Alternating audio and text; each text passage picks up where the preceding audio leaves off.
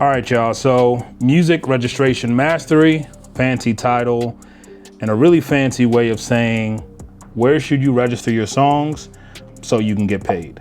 So again, learn why you should register your music and how to maximize your earnings from it.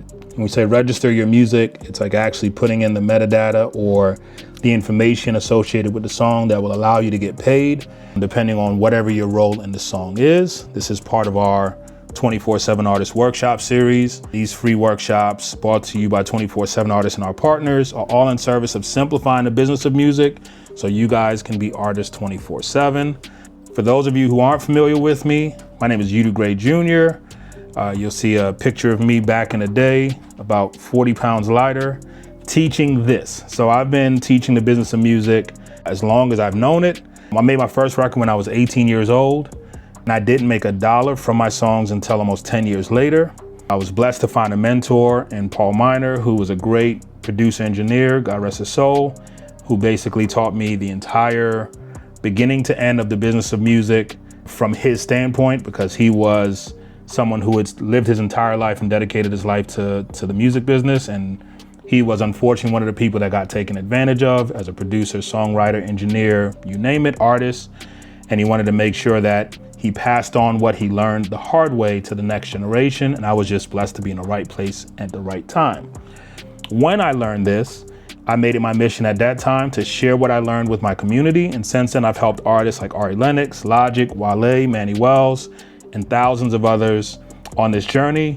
We were doing the math earlier because I didn't want to say thousands of others and not mean it, but just to give you guys a frame of reference, from 2008 to 2015, I worked in the studio at least 350 days a year, and that is a light. I missed birthdays, I missed Christmases, weddings, funerals, you name it. I was a studio rat, as they call them. And in that time, on average, let's say 4 artists were coming to the studio a day, 4 new artists every day. So when we did the math, that's something like 11,000 artists that we worked with directly in that period of time. And then since then, obviously, I've worked with many more artists, and because of the internet and social content, we have videos that are reaching thousands and thousands of people every day across the world. And just sharing that, just so y'all understand, like, I really love doing this. I love sharing. I love passing on the knowledge, and that's what this is for. So what you'll take away in today's course, where money is made, so that's one, and then where you need to register to collect that money. Those are the 2 things that we're talking about. I like to simplify things. If you guys have ever taken a course with me, you know that that's how I like to roll. So again, where is money made when a song is played or a song makes music? And then where do you need to have that song registered for you to collect and make money? All right, so this is an overview. I'm gonna start with a broad stroke so you guys can see kind of the landscape at a glance. All of this information will be available to you. New Begin's gonna put a link in the chat to a resource that has all of this information and more. So today, if you're taking this, you can go grab that and you have it forever, but we'll walk through each of these. So streaming royalties is what everybody pretty much thinks about when they think about making money with music today, right? That's basically if my song streams on Spotify and I uploaded it to TuneCore or DistroKid or CD Baby or Tulos, I get money from that aggregator or that distributor, and I've made money from the stream of a song, right? That's where most people start and stop when it comes to making money with music, which means that everything beneath that line is currently being left on the table, and that's why you're here. We want to make sure that we're fixing that. So after streaming royalties, which is again Spotify, Apple Music, you name it, you have digital and physical sales. So digital and physical sales would be something like iTunes. Yes, you can still buy music on iTunes today, or Bandcamp. And then obviously physicals, which could be something like vinyl, which we know has made a comeback, and now CDs and cassettes are making their comebacks. And all those are ways to make money if you're tied to a song. So streaming royalties would be number 1. Then I'd say digital and physical sales would be number 2. Now we'll go to performance royalties. And performance royalties are paid when your music is played on radio, TV, performed in live venues, and you'll find out later, also when it's streamed on Spotify, Apple, etc. So performance royalties usually tied to your PRO. So if you guys are taking these courses, you know your PRO, performance rights organization. It's going to be your BMI, ASCAP, CSAC if you're in the US. If you are signed as a writer or a publisher, if you've taken one of our courses, you now know that you get paid a separate royalty from Spotify, Apple, but also from TV and radio and on and on. So streaming royalties, number one, digital and physical sales, number two, performance royalties, number three. I would say most artists I know focus on streaming royalties. A very few maybe do digital and physical, might press up a vinyl or do something cool like that. And then an even smaller percentage, I feel like, actually properly register their songs with BMI or ASCAP to collect their performance royalties. Most people stop there. So now we're getting into like the, oh, I didn't know I had to do that. So mechanical royalties are payments for the reproduction of your music, such as when your song is streamed or sold as a download. We're gonna go into details with this and the others, but if you are not collecting a mechanical royalty, if you've never heard that word before, that's gonna be an important one, and probably one of the first things you'll do when you're done with this is you're gonna go set up to collect mechanical royalties, hopefully within the next couple of weeks. Digital performance royalties is another one that a lot of people leave money on the table. I was guilty of this. Even after I learned the business, I did not have an account set up to collect digital performance royalties until years later. And I was shocked when I first set it up to actually have a check waiting for me. And that's when your music is played on non-interactive digital platforms like Pandora, SiriusXM. There are some webcasters, and I actually found out, you know how you can do like Yudu Radio or Kaimori Radio or Beyonce Radio on Spotify or Apple or Tidal. That actually is not considered a stream because it's not on demand. You're basically playing like Pandora. It's just like shuffling the music. You actually get a digital performance royalty from Spotify and Apple. So again, there's money being left on the table that may not seem like a lot to you, but over the years and over the thousands of streams, it starts adding up. And then last but not least is sync licensing. So sync licensing is a fee paid for using your music in movies, TV shows, commercials, and video games. You guys know we've had some sync licensing workshops. Y'all know that, you know, you could have a song that may make less than $100 on Spotify or iTunes, but you could get one check for 100 times that for a sync for, you know, an Instagram ad campaign or for a TV commercial or for a movie or TV show. We have quite a few people in our community who in the last year have successfully gotten sync placements, and they can tell you like it's a good feeling when a random song you worked on is picked up for a TV show and you get a check and your music is heard by thousands of people who otherwise might not have heard your music, right? So these are the royalties. We're gonna dive into these one by one. I'm gonna give you guys some examples, but before I do that, New Begin, I can't see the interface because of how this thing is set up. So are there any questions so far? No questions. No questions, all right. If everybody's with me, you can do emojis, give me a I'm good, a thumbs up, yes. Just, you know, checking with New Begin, make sure we're good. It's a lot of information, but I'm gonna take this, and if you've worked with me before, you know I'm gonna distill it down, and we're gonna get it real simple for everybody. All right, so something that's really important and a thing that I think a lot of us miss, I know I missed it early on, and it was something that Paul Miner had to tell me over and over again. And by the time I finally got it, I realized, oh, like I'm not making the money I should, is that one play can equal multiple royalties. So I just showed you a list of different type of royalties, and we say royalties, basically ways you can make money. But what a lot of people don't understand is that one play can make multiple royalties at the same time. And so in this example, streaming on Spotify, when your song is streamed on Spotify, you can earn a streaming royalty. So you get paid from your distributor. In my case, I use 2Loss. So when one of my songs is played on Spotify or Apple Music, I get paid through 2Loss for that song. But at the same time, I also should get paid through my BMI, right? So a performance royalty is made the same time that streaming royalty is made. At the same time, I could get paid through the MLC, and I could get paid through Song Trust. And then let's say that song gets picked up by Pandora, I could also get paid through Sound Exchange. So one play on Spotify, I could collect 4 royalties. And if that song streams enough, you sometimes end up on these random Pandora playlists that you don't even know about, and you're not even seeing that money because Too Lost or DistroKid or TuneCore is not paying you the Pandora money if you don't have it set up for that. So this is why this is important, because even if you're at the earlier stage in your career and you're building up, you don't want to wait until it's too late to figure this out and try to go back and fix it. You want to put good practices into place early so that later in your career, when, not if, one of your songs does better than others, you're getting as much money as you can, no matter what role you play on the song. All right, so we're gonna go through something and I'm going to show you guys really quickly how you get paid. And I'm gonna simplify it the best I can, starting with digital distribution or streaming royalties. So at the bottom here, you can't see the fourth one, but you'll see that basically there are 4 people that get paid, or 4 groups that get paid potentially when a song makes money. The first group would be the artist. So think of the artist in this case as Beyonce, who is the person performing the record or singing.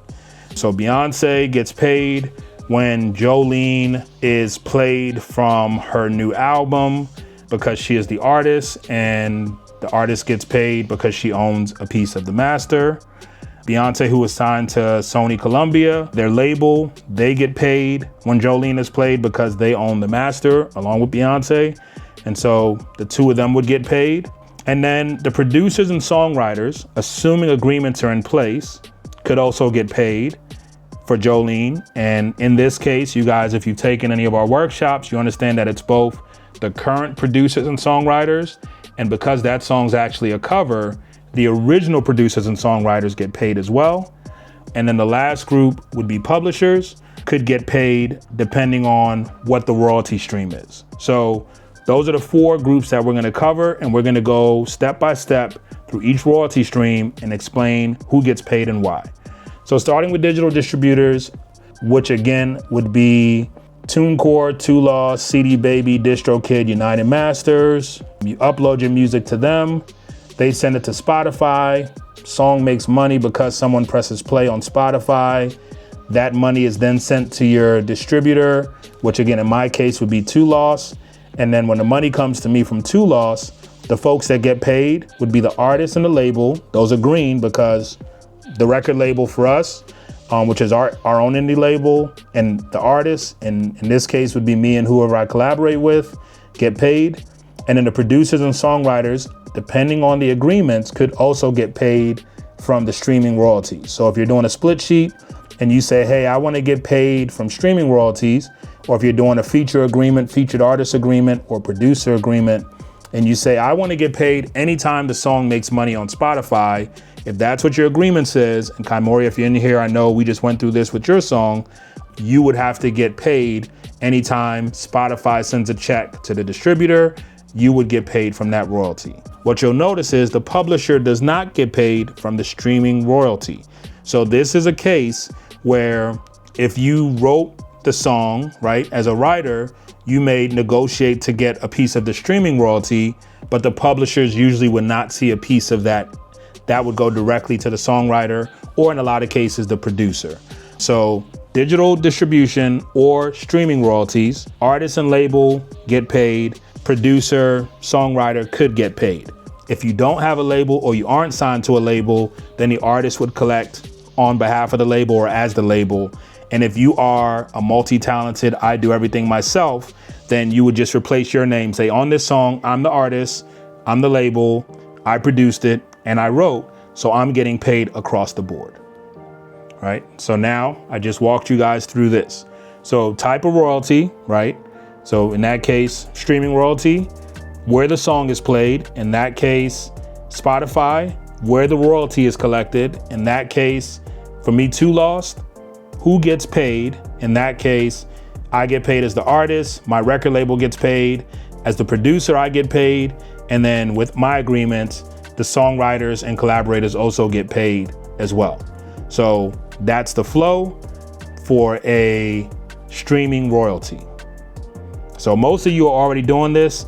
You may not be doing the splits right, but you know that if you upload to a distributor, when your song gets paid, you get the 0.007 cents or 0.003 cents. You can transfer that to your account and you're good. Now for the performance rights royalties.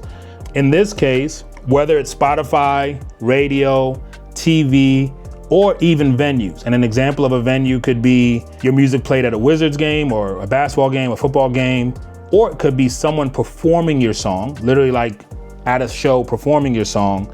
There's a royalty associated with that. That royalty is collected by BMI, ASCAP, and CSAC, right? So your PRO, you guys know how important it is to have that. And then those royalties are paid out to producers, songwriters, and publishers. So you'll notice on this screen, the artist and the label do not collect from the performance royalty. So let's run through that again. When a song plays on Spotify, when a performance royalty is connected to that song on Spotify, Spotify sends money to BMI, ASCAP, CSAC. BMI, ASCAP, CSAC sends money to your publishers, your producers, your songwriters. They do not send money to the record label. So if you are one of those multifaceted, multi-talented creatives who is the artist, writer, producer, engineer, and you are not registering your song with your PRO, then you're not collecting all of the royalties when your song plays on Spotify. I'm gonna repeat that. If you are the writer, producer, songwriter, engineer, musician, and you upload your song and it plays on Spotify, and you do not register your song with your PRO, BMI or ASCAP or CSAC, you are not getting all of the royalties from Spotify. It's really important. A lot of people miss that, and it's part of the reason they're not getting as much money as they should when their music is played. All right, so now we're gonna get into that below the line. A lot of people aren't doing this, and we're gonna talk about this. So the MLC, which you guys might have heard us talk about, we're actually doing a workshop with them this summer, collects mechanical royalties. And I'll give you guys a quick backstory on mechanical royalties before we get into this. So basically back in the day when you made a record, let's say a vinyl, wish I had one with me, the songwriters would write songs for the main artist, and the record label would then say, okay, we're gonna press 1 million copies of this vinyl and sell it with this artist. Well, the songwriters would say, well, you're using my song on those 1 million vinyls. How do I get paid, right? It is 1 million versions, 1 million reproductions of my lyrics being used. And so there was a rate that was for every dollar that a vinyl made, a percentage had to be allocated to the songwriters and producers. That's where the mechanical royalty comes from. The reason it's called mechanical, it's just the idea of you actually are making a duplication, like the actual machine is making a duplicate of my work as a producer and songwriter. And so the job of a publisher was to basically administer the publishing and help negotiate, the producers and songwriters' fees, and also collect these royalties. The MLC was created because things got crazy over time, because vinyls and CDs got replaced by digital downloads. So what happens now when the record label is no longer pressing up 1 million vinyl, but you could sell 1 million copies of an MP3 on iTunes, right? How do we track that? And now 1 million copies of a record on iTunes is different than 1 million vinyls being sold. So we have to kind of figure out how we're tracking iTunes and all the different stores where people could buy music directly to make sure producers and songwriters were getting paid. And so the MLC came in and said, we'll step in and make sure that if a song makes money through any kind of reproduction, which means digital downloads, CD or vinyl, and even Spotify, right? This is a big one. Even Spotify, we will make sure that producers and songwriters are paid and their publishers are paid as well. And so again, if your song makes money on Spotify and you are the songwriter or producer and you do not have the song registered with the MLC, you are not collecting all of your royalties. So for you multifaceted creatives who are the artist, the writer, the producer, and everything in between, if you're only registering your song with your distributor, with your CD Baby or Two Loss, maybe you're registering on your BMI or ASCAP, but you're missing the MLC, you're leaving money on the table. So this is a really important one. If you're US based, you should sign up for an MLC account, put that on your to-do list for the next 2 weeks. And it's a pretty simple process. We're doing a workshop with them this summer, but you don't even have to wait for the workshop. You can go ahead and sign up for an account and then start registering your songs. If you can register your songs on CD Baby and BMI, you can register your songs on the MLC. All right, now we're gonna go to Sound Exchange for digital performance royalties. So this all again goes to the concept of once upon a time there was radio. It was very simple. BMI, ASCAP, CSAC collected, it was all good. Then when Pandora and Sirius XM and satellite radio became a thing, chasing down the royalties for those performances that weren't quite radio but weren't quite streaming or selling became a challenge. And that's where Sound Exchange came into play and said, hey, we're gonna come in and make sure that if your song is played on Sirius XM or on Pandora, and you are an artist, a record label, and in some cases, the producer or songwriter, we will collect the royalties from those digital performances and pay you out. You'll also notice that Spotify is on here again, because remember what I said earlier, if you use the version of Spotify that is not playlist and not like your library, but if you go to Bob Marley Radio on Spotify and you press play and it just plays a collection of songs from Bob Marley and other like artists, that's not quite considered just a stream. That's considered more like a non-interactive, like it's more Pandora and Sirius XM than it is Spotify and Apple Music. And so there's a digital performance royalty associated with that stream. And a lot of independent artists actually get put on those playlists first and those radio stations first before you get put on the bigger playlists and before you get bigger exposure. So you could only have 1,000 streams on a song, but you may have 200 of those streams come from being on a like artist radio, because everyone has a like artist even after your first play. And if anybody presses play on that like artist radio station, you may get played. So again, if you're one of those multifaceted artists and you have your music out on Spotify, and if you upload to most of the distributors now, by saying I accept, you're giving them the right for Pandora and Sirius and these other groups to use your music. You have to go on Sound Exchange and register your music to get paid. And for producers and songwriters, when you see that with LOD, letter of direction, you can negotiate to get a piece of these royalties, especially if you're doing like trade-offs. You'll see in a lot of the agreements that we work on as we create these agreement templates with y'all in our workshop series. This is where as producers and songwriters, you guys can negotiate. Hey, if you're not paying me up front, hey, if I'm working, if we're doing an exchange, right, I want to make sure that I'm paid, whenever the song makes money. You want to make sure that whatever agreement you have says that you also get paid for the digital performance royalties, and that will give you a piece of this pie as well. So for the producers and songwriters, you also can go on and register for Sound Exchange if you have those agreements in place. All right. And then the last one I'm going to throw in there is publishing administration. And in this case, it's Song Trust. And the reason I'm bringing this up is a few people have asked me, do I need a Song Trust?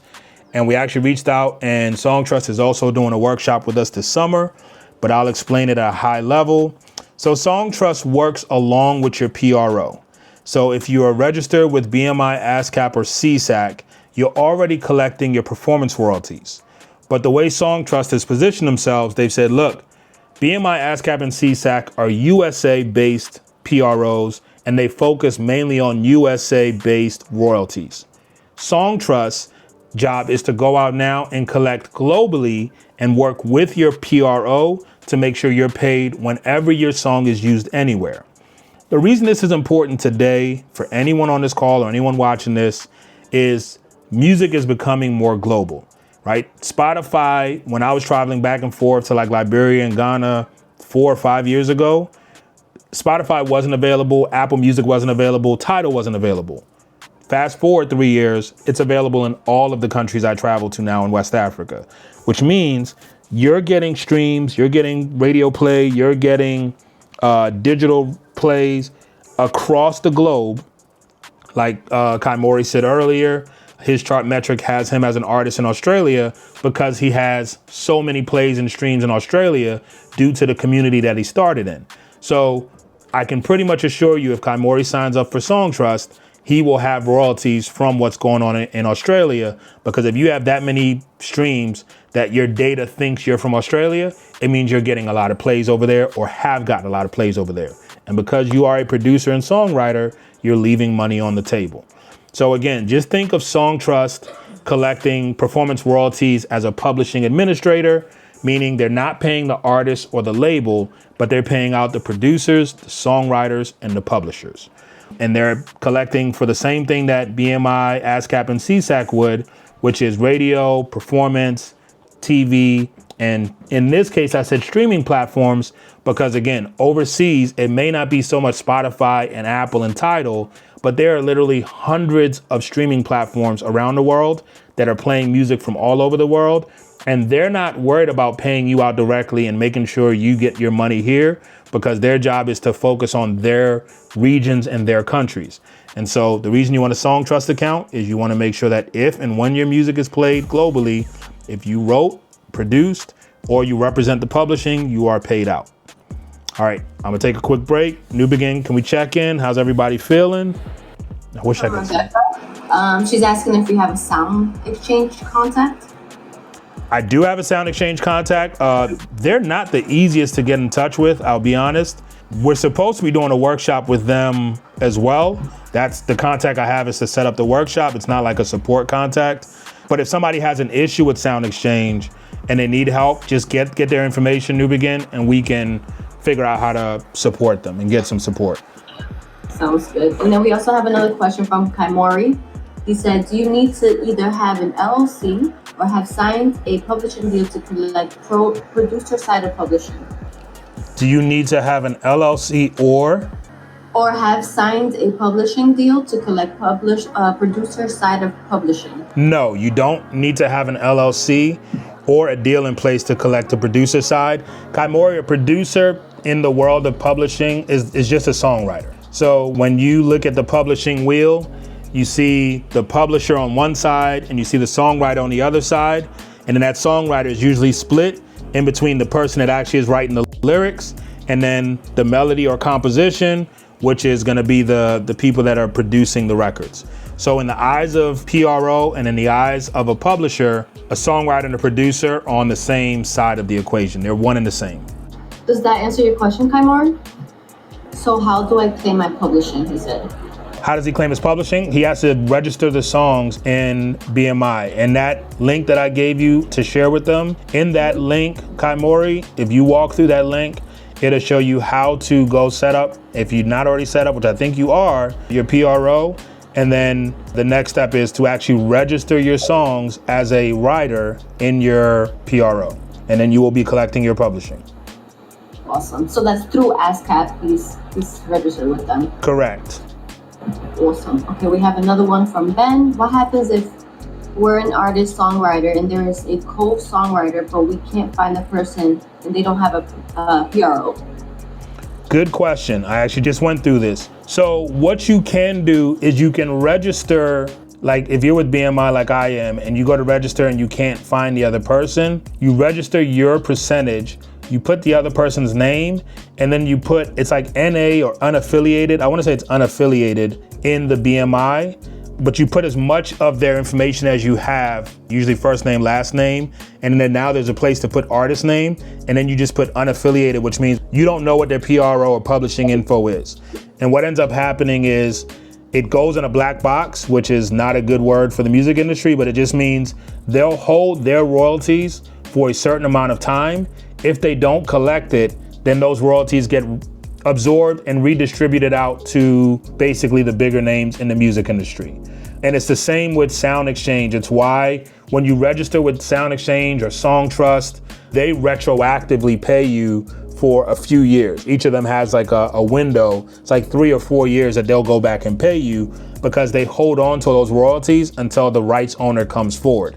So if you don't have the other person's info, you can just put as much info as you have and put unaffiliated. And then what happens is if they ever go to register and they put that information in, they'll reconcile it. They'll say, hey, like this person is registering a song by the same name and their artist name or their name is that, oh, it must be the same. And then they'll basically give them that percentage.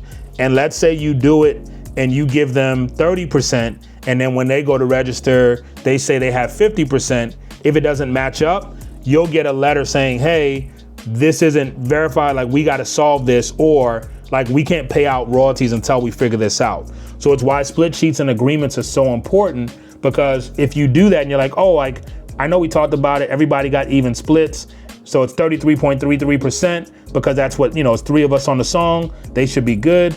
And then 3 years later, that person comes along and says, hey, I get 50% of the song and I go to register it and I didn't get it, it's gonna be an issue. And I say that from experience because we've literally had that happen where we did like a collective creative thing. Everybody created, we had split sheets, but we just didn't have agreements for them. And years later, when we had a chance to get a sync opportunity and we went to go confirm it, the person was like, oh, I never agreed to that percentage. In fact, now that I know it's a sync, I produced it, I should get 50%. And it's like, well, you can't, like, it's already been registered. And they went in and re-registered the song and it created a whole issue. And that was our learning of like, oh, okay, now we understand the importance of making sure this is clear before we even put it up there. All right, there's more questions. I hope you guys are ready because like he's just dropping gems. So Liesl asks, so if you're registered your publisher company and the PRO, do you get to collect both on the side and on songwriter side? Yes, great question, Liesl. So if you do set up a publishing company, and I know some of you, Liesl, you've taken that course with us. If you set up your publishing company, when you go to register, half of the royalty goes to your publishing company, half of the royalty goes to you as a writer. If you are your publishing company, that's the case with me. When I register it, if I did the song by myself, I'm on BMI, so basically half, or the writer's share goes to Yudu Gray Jr., the writer, and the publisher's share goes to Gray Legacy Music, which is our publishing company, and 100% of that ultimately ends up going to us. But that's the benefits of being a multi-talented, multifaceted, and if you have your own publishing company, collecting. And again, remember, the role of the publishing company is basically that's who you contact if you want to license the song. So if you don't have a publishing company, they're gonna do their best to reach out to the artist, but most people avoid dealing with artists because even today, artists are not known for having their business in order. So if you're just listing the song as a writer and I come across it and you don't have a contact with a publishing company, that's like a big red flag. That said, if your song goes viral on TikTok or Instagram or whatever, and you list it as just a writer, they will find you and they'll offer you a publishing deal or whatever it is ASAP. So the advantages of having a publishing company in BMI, ASCAP, CSAC is that it makes you look a little more legit, and it does give a clear point of contact for someone to license the music for TV, film, video games, whatever. If you don't have a publishing company, that's fine. You just double your share. So in my case, if I didn't have a publishing company, I would give the 100% of my writer's share to Yudu Gray Jr. I'd give the other 100% of my publishing share to Yudu Gray Jr. So I, in essence, would have 200% or both halves, right? If you're in ASCAP, it's 50 and 50. If you're in BMI, it's 100. It's confusing. Take our publishing class. We speak through that very plainly. But basically, yeah, Liesl, if you have a publishing co, you do get paid for both. When I say you, your LLC for your publishing co gets the publishing money, and then you, the writer, gets your writer's money. But they're both you, so you get it at the end of the day. Thank you. Okay, another one here we got from Mud G. He said, I registered ASCAP a few years ago and lost access. Is it one-time free fee or do I have to reactivate? Also, I have no idea how it works. All right, well, the good news for you is you can only register once and you can only register with one PRO. So if you've lost access, they can help you find it because when you registered, you linked it to a social as a writer or an EIN as a publisher. So you just have to contact ASCAP. If you go to their contact us help, ASCAP actually is really good at getting back to you, and their support team is really good. I'll give them that. I'm not an ASCAP writer, but we've helped quite a few people with ASCAP, and they respond pretty quickly, and they will be able to help you. They'll have to verify it and validate it. You may have to take a picture of your ID and send it. But yeah, you don't pay again, and you can't register again. So even now, like you're like, oh, I had an ASCAP, I can't find it. What do I do? If you went to go sign up for BMI, you technically can't have both, and you can't register for ASCAP again. So your best bet is to go to the contact page. There's a contact, help, support, something like that at ASCAP. Send them an email, let them know, hey, I signed up a few years ago. I lost my information. Can you help me? They'll send you some questions. You'll have to verify your identity, and then they'll give you the ability to renew your password. And hopefully you have access to the original email. I had the struggle of selling our company, and my BMI was linked to my old company email, which I no longer had access to, and that was a pain. But to show you, I did get access to it again. So I assure you, you'll be able to get through. And then once you do that, we have a really good publishing course. Connect with New Begin. She can get you the link to the course, so that if you have any questions for publishing, take that course. And obviously you can hit us in the community as well once you're through with that.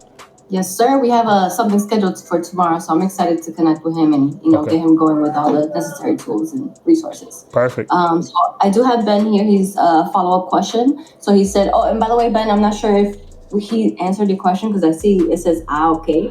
But he said, following up, when putting unaffiliated in the person's name, how do you make sure that the money doesn't go to the person with the same name?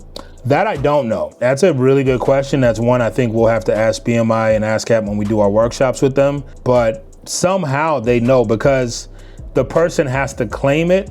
And we've actually registered a song once and it went to the wrong person. It actually went to a celebrity by Shock who had a similar name. We didn't even put the wrong name in, but somehow it got confused and we had to fix it. So I don't know how they figure it out. I think it's still very manual behind the scenes. It feels like part of the challenge with the PROs is they haven't automated things yet. So they move very slow. Like you get paid 9 months after the royalties, and it takes a while for songs to be approved. I know we've registered songs and it's taken 3 weeks, sometimes like 5 weeks for it to go from pending to registered. So it still feels like there is a hands-on approach, like physical hands-on approach to the PRO world.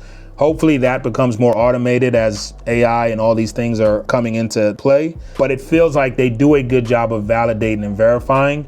And then again, you'll see when that person claims it. So one day you'll log in, you don't get a notification unfortunately, but you'll log in and you'll see that person's information will have updated and it'll say this person, this PRO, this IPI number, this percentage. And if you see that and it's off, then you can always email them and say, hey, I don't think that's the right person. But that's only happened to us once and we've registered hundreds of songs. And then he also asked to, if you can't find the beat maker, do I register it? No. So I'll say this as the beat maker, not in your case, but like you have to have an agreement in place to put the records out. Have to is a strong word, but I would not recommend it because you have to think best case scenario, not worst case, right? Meaning best case scenario, you put the record out and it hits and you get 10 million streams and you've got, a deal on the table and Drake wants to do a remix or Kendrick wants to do a remix, whoever. You can't move forward without that producer because you're setting yourself up for a crazy lawsuit, because at any point in time that person could come back and say the only way you can keep that song up is if I get 100% of your royalties. And at that point you can't do anything because you either have to take the song down or you have to bend to what they say at that point. So I would say if you can't find a producer, do not put the record out. Well, that's sad. It is sad, but just think best case scenario. Worst case, you put it out, gets no streams, producer never hears it, and it's just another record that's just out in the universe. But prepare for the best case. You got to prepare for, like, I put this out and Inside the NBA calls me tomorrow and says, yo, we want to use this for game 7 of the NBA finals because it's the best song we've ever heard. What do you do then? All right, you got to prepare for the best case. Preach. All right, so we got Lizzo. Can you still get a pub deal if you have a pub company? You sure can. And I think this is in our pub course, but there are different types of pub deals. You can get an administration deal where someone just comes in and says, we'll handle all the bookkeeping and making sure that everybody's paid. You can get a joint deal with like a smaller publisher, which we've done, which is like, hey, we'll split the publisher share with you 50-50. We've got some sync opportunities. We can get you in the room with some producers, some opportunities to collaborate, and we'll give you a small advance against the royalties. And then you can still get a major deal. In that case, what usually happens is you would fall under their publishing and they would register for a period of time. So even though you have your own publishing company, they would say, hey, for the next 30 records, we will collect the publishing and we will register it under our company. Your company will still exist, but like when you look at the publishing, it will say, Gray Legacy Music / Sony Publishing. Gray Legacy Music is just a name in that environment. In that case, it's not actually getting any money. The money's going to Sony. Beautiful. Okay, she said thank you. I have 2 more questions. So Mud G, he said thank you. So all my music I wrote, I haven't officially recorded it, nor I can find the studio producer. Do I just add my lyrics and so I figure everything else out? No. So this is key, and that's a great question. You do not register with BMI or ASCAP or any of these things until the song is complete. So this is all about royalties. This is not about protection, right? The music business is about protecting, collecting, and exploiting, right? Those are the 3 elements of the music business. Protecting, we've done that workshop, and we'll do another one that's more like, where do I make sure that like the copyright of the music is good? And where do I make sure like my lyrics are protected? That's the protecting side. We're talking about the collecting side, which is when my song makes money, how do I make sure I'm collecting the royalty as an artist or as a writer or as a musician or as a label owner or as a publishing owner? And an exploitation, which really is a funny word for marketing, is how do I make sure my music is heard, right? So those are the 3 elements of the music business, and we're focused on the collection part of it. So what you're talking about is more like, how do I protect the lyrics or how do I protect the idea? And that's a whole nother workshop that, we've done and we'll do again. But yeah, do not register incomplete songs with BMI, ASCAP, Song Trust, Sound Exchange. This is only for completed songs. Gotcha. Okay, and then Lay asks, can we do a song example walkthrough with all the steps from PRO to MLC to Sound Exchange? You know what, Lay? You are one of my favorite people always. The link that New Begin, I don't know if you've shared the link already, but in that link, it is there from beginning to end. So that link is free, it's y'all's. If you go to the bottom of that link, you will see it. I'll walk through it here as well. It's on this document, but I also made sure it's in the link so you have that resource. And when we do our upcoming working sessions, we will make some really cool resources and templates and checklists so that everybody has something more interactive to kind of say, hey, if I started a song, where's a checklist I can go through to see like where I am in the registration process. But it's on this presentation. I'll show you in a couple slides as well. Awesome. And that's all we have. Hey, great questions, y'all. I really appreciate it. They really help us, and they allow us to know what resources we need to find and create to help you guys. So I just wanted to show this. This is an example of like, I have a PRO, why do I need Song Trust? That's a question that I've been asked quite a few times. And so in this case, right, when your song streams on Spotify or on wherever it is, and your royalties are collected, if you have a BMI account, you would get, the US-based royalties for the most part. If you have a Song Trust account, they go above and beyond to kind of find the additional streaming royalties, performance royalties for that song. Mechanical royalties, sometimes Song Trust can work along with the MLC and also with BMI to make sure that that's collected. So again, their job is to kind of like weave in between is how they presented it to me.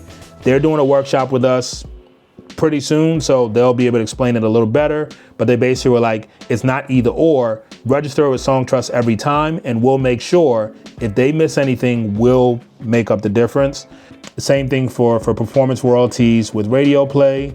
Again, radio play could be US, but radio play could also be overseas, South America, Africa, Europe, New Zealand. And then sync licensing fees. Song Trust has a sync portal. So once your music is registered in Song Trust, music supervisors can actually go there to find songs, and then they take a percentage if their music is picked up through Song Trust. So this is an example of it's not either or. If you have a PRO, if you sign with BMI or ASCAP today, you still should go sign up and register your songs in Song Trust. It's not either or. All right, so now Lay, this is what you asked for, so we're gonna run through it. If you create a song, I'll just use me as an example. I work on a new song. The first place I'm gonna go is to my distributor. So I'm gonna upload it to Two Lost, and Two Lost is gonna send it out to all the streaming platforms. That's gonna be Spotify, Apple Music, Tidal, Deezer, you name it. So once I've registered it there, I then am gonna go to my PRO, that's BMI in my case, and I'm gonna register the song as a songwriter, Yudu Gray Jr., and my publishing company, Gray Legacy Music.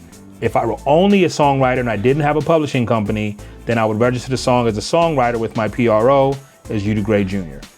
I then am gonna go over to Mechanical License Collective, MLC. I'm gonna register the song there next. After that, I'm gonna go over to Sound Exchange and register the song there next.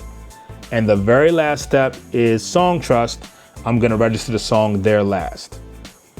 For MLC, Sound Exchange, and Song Trust, I believe you need the ISRC code to complete the registration. So it's why you have to do it in that order, because when you upload it to your distributor, which in my case is Two Lost, it could be TuneCore, CD Baby, DistroKid, STEM, United Masters, whoever you use to send your music out, it usually takes about 2 to 3 days to get your ISRC code. Once you get your ISRC code, you'll be able to follow and register the rest of the song with MLC, Sound Exchange, and Song Trust. You do not need your ISRC code for your PRO. So step 1 and step 2 can pretty much happen at the same time. I usually do those two on the same day. And then about a week later, I'll do the MLC, Sound Exchange, and Song Trust. These are the 5 places you should register your music to make sure you are collecting as many royalties as you can. There are other royalties out there, but at this stage in your career, these are the 5 I would focus on. So you guys can screenshot this, take a picture of it. This is also in that resource that New Beginners posted, but this is just a simple, clean, like this is where it is. This is where I would register in this order. Well, that's all I have, y'all. I know that's a lot of information. This will be on demand in the community. You guys have that resource as well. Please use it. And if you guys have any questions, you know you can ask us in the community as well. It's been a while since I've done one of these, so I appreciate all of you for showing up. And yeah, we've got some really cool things coming. I know New Begin, I don't know if you've spilled any of the tea, but we've got some really cool workshops. And like I said, MLC, Song Trust, Sound Exchange, Two Lost, like we're doing all of these workshops over the summer. It's like a whole campaign series thing. So I'm really excited for y'all too, because they'll be able to drill in on their specific thing and do demos and answer questions and at a higher level than I can, because I don't work for those companies. But thank y'all so much for showing up. It means the world that y'all taking y'all career serious, because it took me too long too, and y'all successes are a success. So hit me in the community, hit New Begin if you have any questions. Other than that, this replay will be available within a couple of days. And yeah, let's go. Thank you. Thank y'all.